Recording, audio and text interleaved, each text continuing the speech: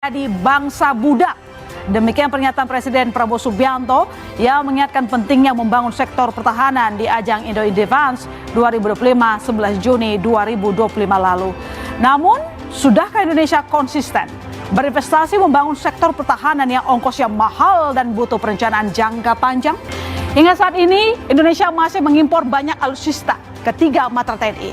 Meski sudah ada industri strategis yang menaungi sedikitnya 8 perusahaan BUMN ditambah 34 perusahaan swasta, nyatanya belum bisa menggantikan produsen luar dalam penyediaan alutsista atau sistem senjata dan pendukung utama. Membangun industri pertahanan tak mudah. Tak bisa semata cukup dilakukan dengan penerapan metode offset dan transfer teknologi untuk tiap pengadaan. Tak cukup pula hanya dilakukan oleh BUMN strategis, namun juga perlu mendorong munculnya pelaku industri dari swasta bahkan UMKM yang bisa menjadi bagian dari rantai pasok industri pertahanan nasional bahkan global. Kita bahas di Business Talk, industri pertahanan antara mandiri versus impor luar negeri. Bersama saya, masih Tarigan.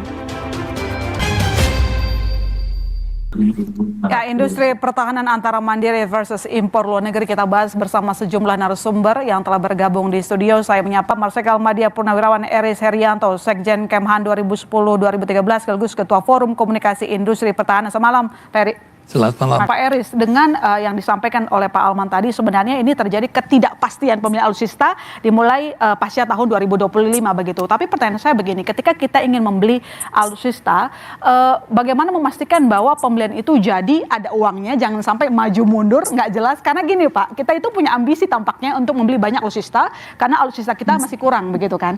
Tapi kan uangnya agak terbatas gitu, kita harus pinjam luar negeri ataupun perbankan. Ya. Jadi saya mengingatkan kembali kepada proses suatu pengadaan, bahwa perencanaan suatu alutsista dimulai bottom up, di mana kebutuhan itu dimulai dari angkatan. Ya, okay. Kemudian di-compile di Kementerian Pertahanan di bawah koordinasi Direktur Jenderal Perencanaan Pertahanan. Kemudian dari compiling masing-masing angkatan, dibicarakan dengan Bappenas. Okay. Apakah anggarannya yang diusulkan oleh angkatan ini bisa dipenuhi apa tidak? Okay. Nah, di sini baru adanya top down. Anggaran yang ada dialokasi pada tahun itu dipakai untuk apa aja, dikembalikan kepada Kementerian Pertahanan untuk bisa dibagi. Mana yang menjadi prioritas. Dan ini semua didasari kepada perencanaan. Itu mekanisme yang selama ini. Perencanaan dalam jangka panjang berarti harusnya sudah jauh-jauh hari dong. Diberitahu mau beli apa, dari negara mana, jenis alutsistanya apa saja. Nah, kalau Renstra itu tidak bicara mengenai jenis. Okay. Renstra ini bicara mengenai anggaran. Okay. Kemudian untuk apa? Oh, anggarannya dulu, tapi giliran nanti mau beli apa itu urusan apa-apa, terserah ya, urusan. Yang proses. Penting anggarannya diketok dulu gitu, berarti. Ya, ya. Oke, tapi yang Anda lihat sekarang ada indikasi perencanaan yang kurang matang nggak, Pak? Lihat dari jadi nggak jadi, mau beli dari Korsel lalu kemudian tiba-tiba Turki tanda tangan MOU. Saya tidak bisa menyampaikan ini karena saya tidak lihat di prosesnya itu seperti itu apa tidak. Bisa juga ini isu-isu di luaran kan gitu. Oke, baik. Kira-kira Pak, apakah kita bisa misalnya anggaran di APBN diotak-atik, diperlebar untuk pembelian alutsista? Saya mau mengingatkan bahwa setiap pengadaan itu untuk bisa menggerakkan perekonomian nasional, mengikut sertakan industri dalam negeri. Oke, ya pasti. Yang tadi sesuai dengan judul kita. Kita lihat kemarin saat Indo-Defense, lebih dari 50% yang ikut pameran itu industri dalam negeri. Industri dalam negeri tapi sudah sesuai dengan speknya yang dibutuhkan oleh tiga matra?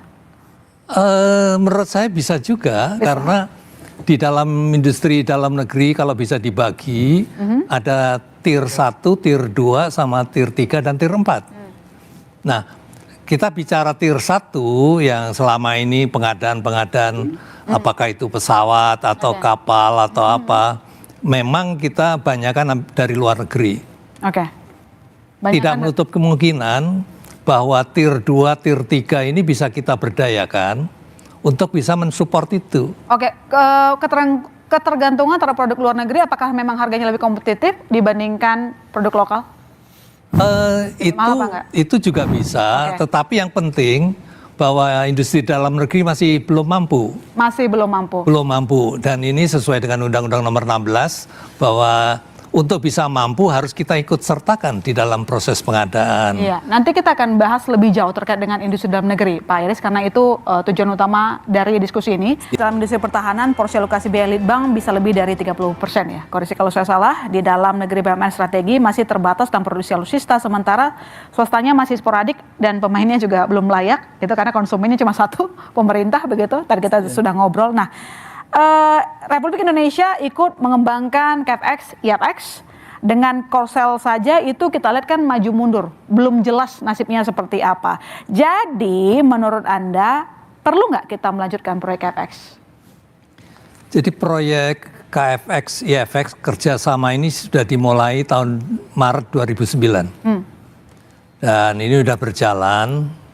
Kemudian memang direncanakan program kita punya 3 tahap. Tahap pertama adalah technology development. Jadi teknologi apa yang mau dipakai itu hanya berjalan 1,5 tahun. Oke. Terus kemudian kedua engineering manufacturing development. Oke. Itu dimulai sejak tahun 2014 sampai dengan sekarang. 2025. Jadi kurang lebih 11 tahun. Dan nanti setelah tahun 2026 masuk kepada fase manufacturing. Ya. Nah sekarang kita sudah hampir menyelesaikan di engineering manufacturing development phase. Jadi pesawat ini sudah terbang beberapa kali, udah uji coba baik itu statik maupun dinamik, sehingga sudah mau diputuskan masuk tahun depan kepada manufaktur. Artinya tetap harus dilanjutkan karena kalau tidak dilanjutkan bisa merugikan secara strategis? Ya, nah sekarang kondisinya bahwa kita menurunkan keikutsertaan khususnya di bidang dana, yang awalnya kita ini 20% share menjadi kurang lebih 7% share. Sehingga kita tetap ada di dalam proyek KFX-FX. Ya. Tapi itu nggak tumpang tindih Pak sama rencana yang baru MOU dengan KAM Turki? Tidakkah tumpang tindih diskontinu dengan proyek KFX dan buang dana yang terbatas gitu? Ya, kalau saya melihatnya tidak pada tumpang tindihnya. Kalau kita bisa menyelesaikan program KFX, maka kemampuan kita bisa kita mengejar untuk mendapatkan kemampuan yang bisa upgrading pesawat tempur. Apapun suatu saat kalau kita punya kemampuan upgrading, pesawat apa yang kita punyai, yang kita beli, kita bisa mampu dengan kemandirian kita mengupgrade sesuai dengan keinginan kita sendiri. Jadi kalau sampai tidak jelas kemudian dihentikan, yang rugi Indonesia? Menurut saya gitu. Indonesia yang paling dirugikan di sana? Ya. Karena sudah mengeluarkan uang tapi kita tidak dapat apa-apa. Pak Iris, ini bagaimana mungkin terkait dengan pembangunan ekosistem sehingga supply chain-nya bisa terpenuhi begitu dan kita mandiri? Ya. Jadi pertama tadi pertanyaan tadi, apa yang harus dilakukan pemerintah terhadap industri pertahanan? Saya menyarankan ada 2, yaitu kebijakan yang konsisten dan juga komitmennya kepada pemerintah kepada industri pertahanan. Selama ini memang konsisten ya Pak pemerintah? Ya itu tadi, contohnya aja KFX saja masih dalam perjalanannya. Gitu. Ya.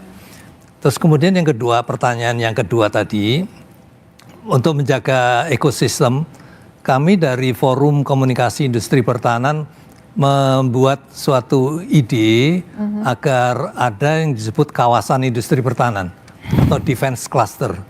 Kita belajar dari negara lain, mereka membuat global supply chain dengan membangun defense cluster. Nah ini kami juga akan sampaikan kepada pemerintah untuk bisa membuat seperti ini.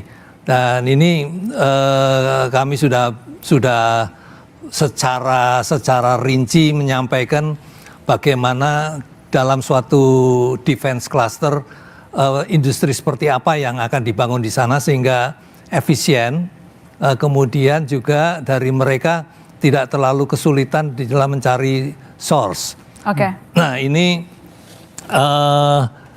di defense cluster kita punya kawasan yang tentunya mudah dicapai, apakah itu jalan tol atau pelabuhan atau bandara, sehingga memudahkan ataupun mengurangi biaya-biaya dari development. Matangkan ekosistem gitulah ya. Ya, matangkan ekosistem. Ya. Kalau ekosistemnya nggak matang ya sulit juga untuk membuat mandiri industri pertahanan. Pak Eris, yang namanya industri pertahanan kan butuhnya sebenarnya perencanaan 20 tahun dalam jangka panjang. Jadi kalau misalnya pemerintahnya ganti, kebijakan ganti, kasihan juga gitu. Orang juga males nggak sih untuk masuk ke sektor ini kalau nggak ada kepastian, jaminan bahwa mereka akan didukung oleh negara. Ya. Selama ini begitu bukan? Ya, kita tahu industri pertahanan ini adalah berkecimpung di bidang bisnis. Jadi kalau bisnis kan harus ada patokan. Berapa yang pasar yang bisa diserap. Kalau itu tidak ada, mana mungkin dia mau menginvest. Ya dia pasti akan enggan menginvest. Kalau dia enggan menginvest, maka tidak jalan produknya. Itu kan seperti itu anunya, pola pikir kita. Apalagi sebenarnya konsumennya cuma satu, pemerintah doang gitu. Kalau pemerintahnya tidak memiliki kebijakan yang pasti, mereka juga tidak yakin bahwa ini jadi konsumen loyal nggak sih jadinya gitu kan? Karena belum tentu barang yang dia jual laku nggak nanti gitu. Masih banyak tanda tanya di kita terkait dengan kebijakan pertahanan. Jadi yang kita butuhkan adalah pemerintah harus konsisten. Kalau memang cita-citanya besar untuk membangun industri pertahanan, maka kita butuh bukti nyata, konsistensi, membuat kebijakan-kebijakan yang pro, sehingga kembali kita bisa mencapai kemandirian pertahanan. Saudara, saya masih Tarigan undur diri. Sampai jumpa Selasa depan di Business Talk.